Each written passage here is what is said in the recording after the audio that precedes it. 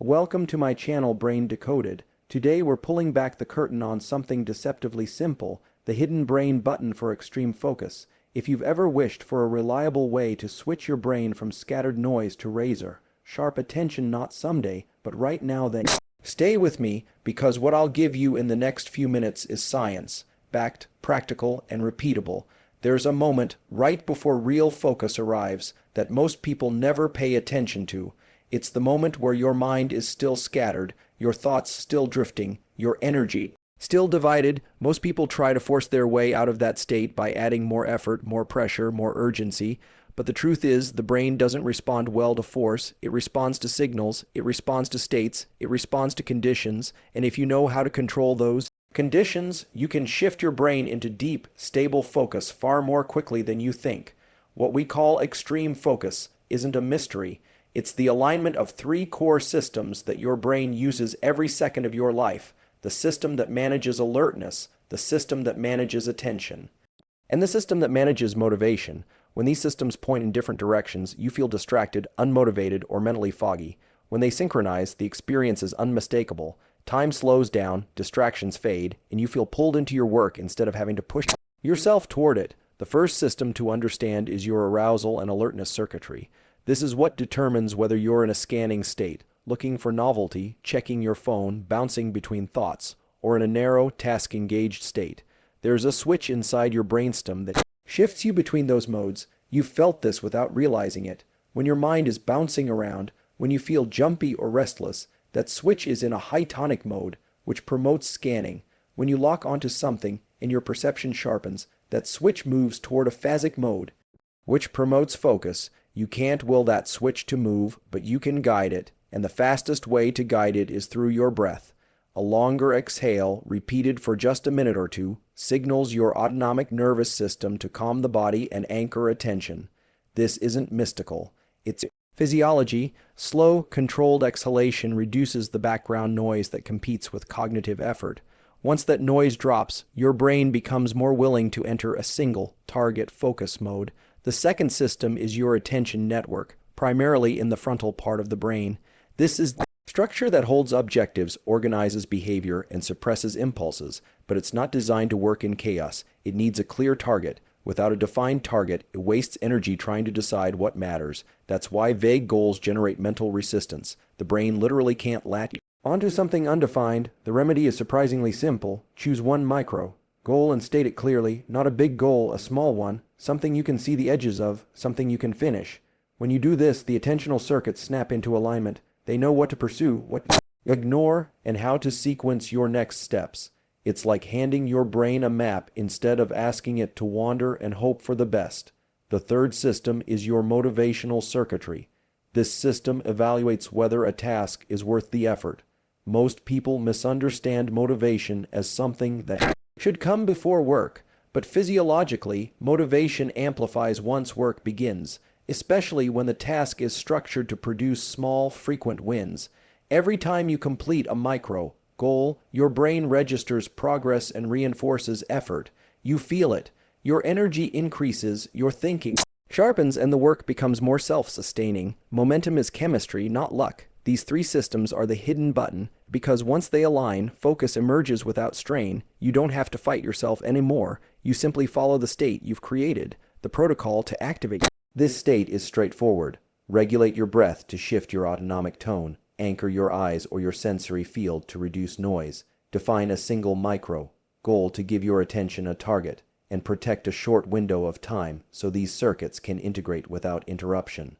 Within minutes, your brain transitions from scattered to locked in. But what makes this powerful is not just the technique. It's what happens when you practice it consistently. The brain is plastic. It adapts. When you repeat a pattern of behavior that aligns these systems, the brain becomes more efficient at entering that state. What once took minutes begins to happen in seconds. You build a familiarity with focus, a preference for it. The transition feels easier because your neural circuits know where to go.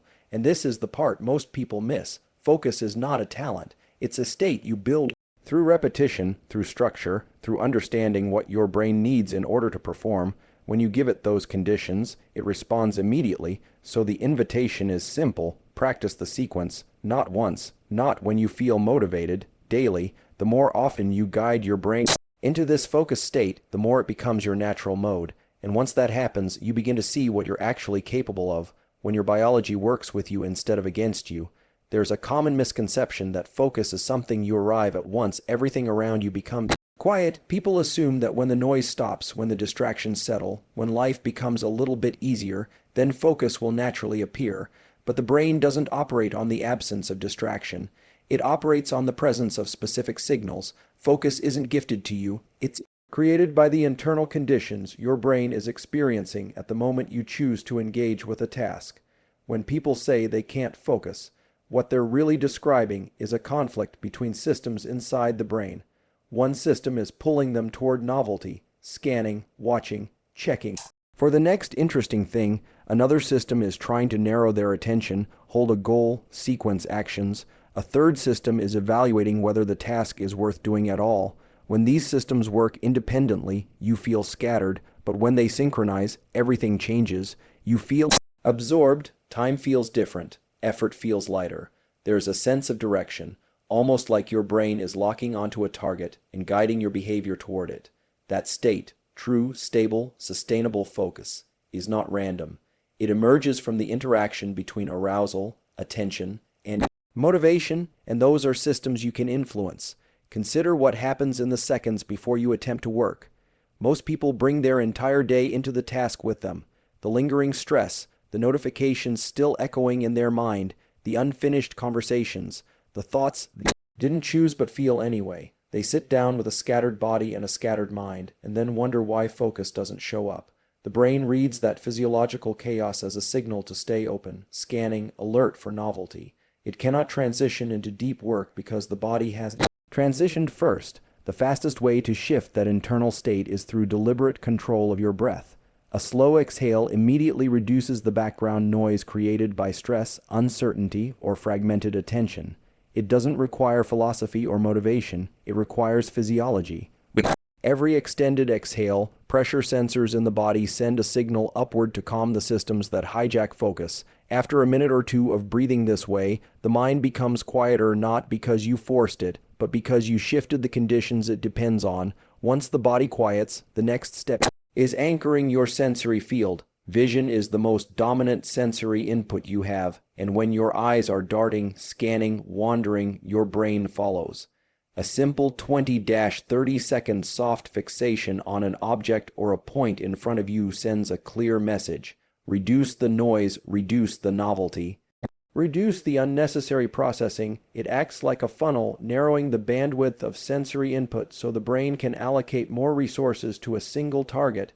But even with a calm body and anchored senses, the brain still needs direction. This is where goal clarity becomes essential. People often believe their goals are clear because they are big, but the brain doesn't lock onto big goals, it locks onto specific ones. A tiny, concrete objective gives the attention system something to hold, something to measure against, something to complete. Work on the assignment is not a target. Write one paragraph, solve one problem, edit 5 sentences. Those are targets.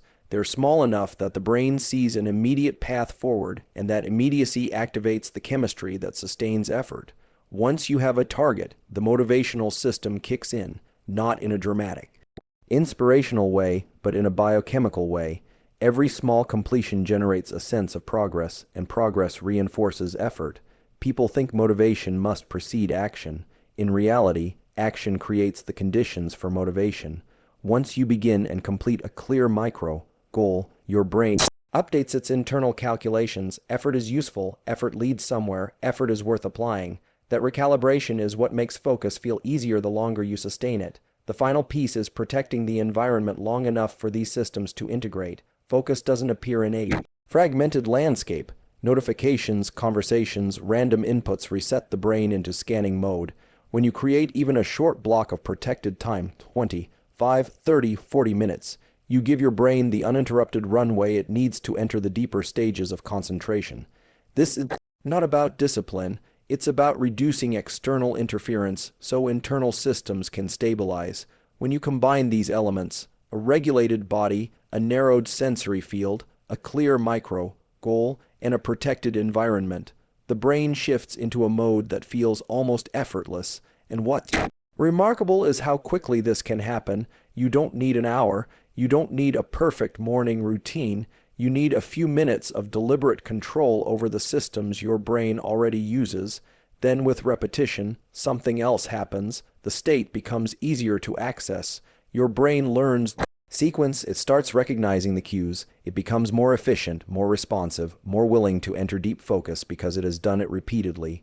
Focus becomes familiar. It becomes a default rather than a struggle, and that is the real advantage. Not one moment of deep concentration. The ability to reliably transition into it whenever you choose. There's a point that people often overlook when they talk about focus. They treat it like a switch that should flip at will, like something the mind should provide automatically the moment you sit at your desk or open your notebook.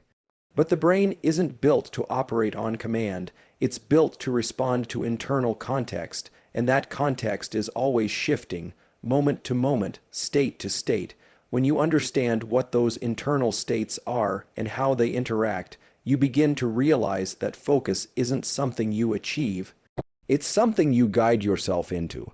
Every thought you have, every decision you make, every task you attempt requires the alignment of a network that spans multiple regions of the brain. Some parts handle planning, others handle impulse suppression, others regulate alertness and effort, and others evaluate whether something is worth doing in the first place. When these regions are in conflict, your thoughts scatter. When they align, the brain becomes astonishingly efficient.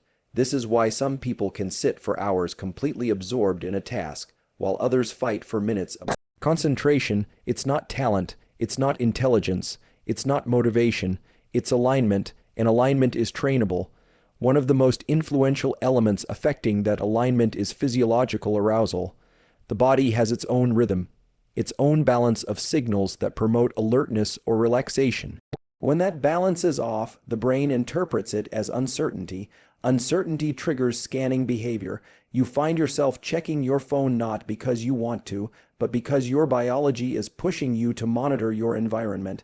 The challenge is that this biological push competes directly with the mental push required for focus. The way out isn't to try harder, it's to adjust your internal state. A calm yet alert body is the foundation for a focused mind. A few minutes of controlled breathing, especially with elongated exhales, can shift your physiology out of a chaotic rhythm and into a stable one.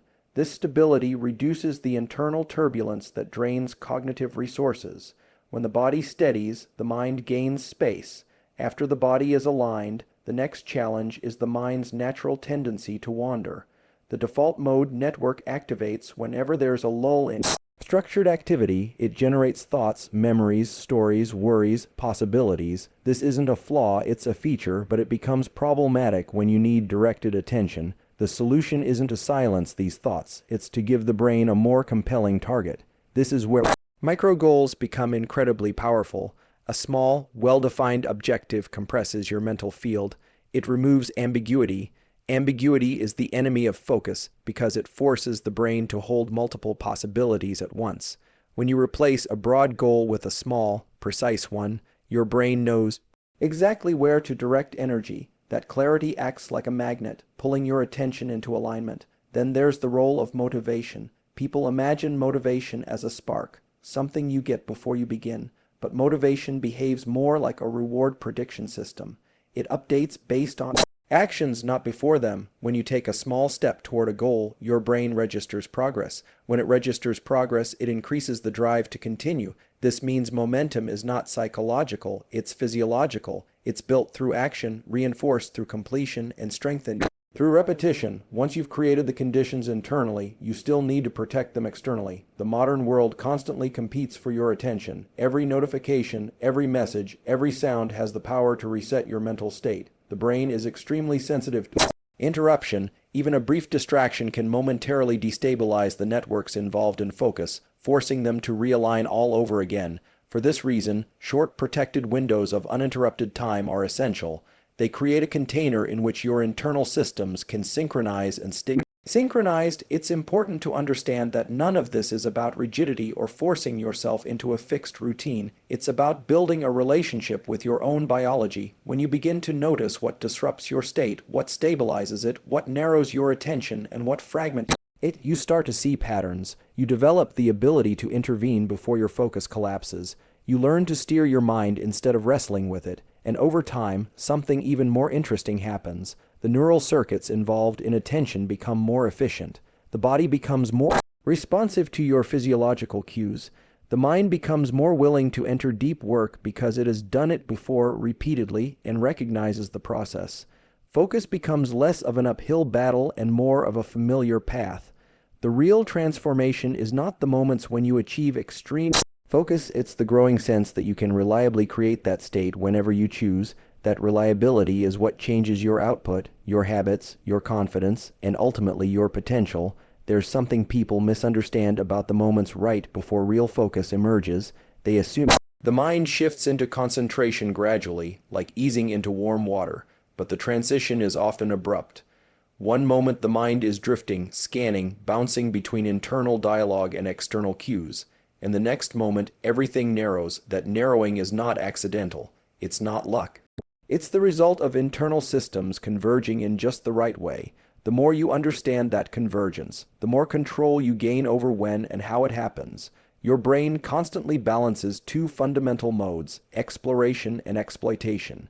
Exploration is when you're curious, scanning for novelty, thinking widely, entertaining possibilities. It's the mode that fuels creativity, imagination, and lateral thinking. Exploitation is when you narrow your attention to a specific objective. You apply effort in one direction. You ignore irrelevant information. You stabilize your mental field. Both are necessary, both are useful, but they cannot dominate at the same time. Focus emerges the moment exploitation begins to outweigh exploration. The challenge is that modern environments keep you locked in exploration mode. Every notification, every ping, every open tab, every option sitting in your periphery pulls you outward. It keeps your attention scattered. You might remove distractions, but the brain still expects the next input. It hasn't shifted modes yet. This is why sitting down to work often feels like dragging a restless animal into a narrow hallway it resists. Because the internal cue to explore is still active. That internal cue is driven by arousal, not stress, not emotion arousal. A baseline level of alertness that your brainstem regulates constantly. When this system is overstimulated or understimulated, your ability to focus collapses. Too high, and you feel restless. Too low, and you feel sluggish. The sweet spot is that calm alert state where your body feels grounded but your mind feels available. Achieving that state on command is a skill. You train it the same way you train any other performance state: repetition, structure, and understanding the mechanisms behind it. Breath is one of the most direct tools because it acts on the system that controls your arousal level. When your breathing is shallow and fast, your brain interprets that as a signal to stay in scanning mode. When your breathing is deep with longer exhales, the brain interprets that as a signal to reduce noise and prioritize internal stability. This shift doesn't require long sessions or complicated patterns. 8 to 12 cycles of controlled breathing create a measurable difference in the body's readiness for focus. The mind follows the body lead, but even with the right physiological state, focus won't sustain itself without clarity. The brain needs a target. Without it, the mind defaults to wandering. Wandering is not laziness. It's the brain returning to exploration mode in search of something meaningful to pursue.